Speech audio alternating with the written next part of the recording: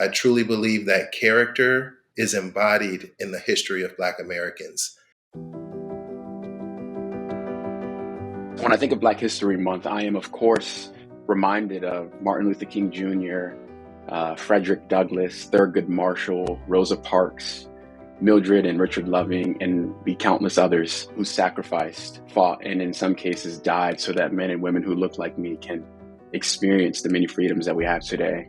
I remember when I was in college at the University of Michigan, I had a paper that I had to write to talk about our family tree. I reached out to my grandmother and she actually talked to me about how she experienced redlining. I actually have the document here. No persons of any race other than of the Caucasian race shall use or occupy any building or any lot, except that this covenant shall not prevent occupancy by domestic servants. We transitioned to the city of Chicago in the early 60s, and my grandmother was one of a few Black families that were allowed to purchase homes in the Maple Park market, which was one of the primary areas allowing Blacks to occupy homes and actually be owners.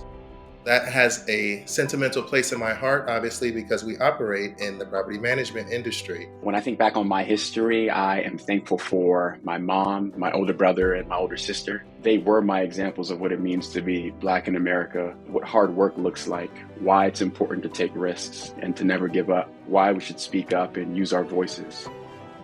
My parents are originally from Haiti. My mom, being a first-generation single Black woman, worked hard to provide for us. She was my first example of an entrepreneur who never gave up and always found a way, even if it meant being a bit scrappy.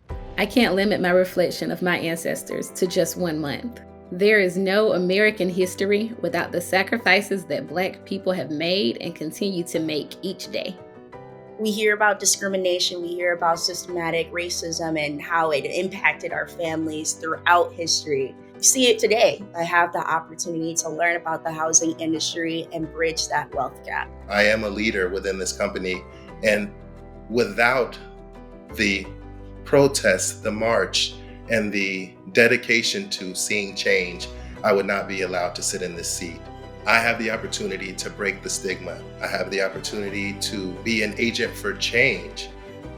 When you think of an organization, which is usually a group of people who have come together to accomplish a common goal, I think the first question that should be asked is, who are we solving for? What good is it if the entire organization is made up of people who all look the same, talk the same, have the same interests? Black history is our history. Black history is your history. Black history is American history.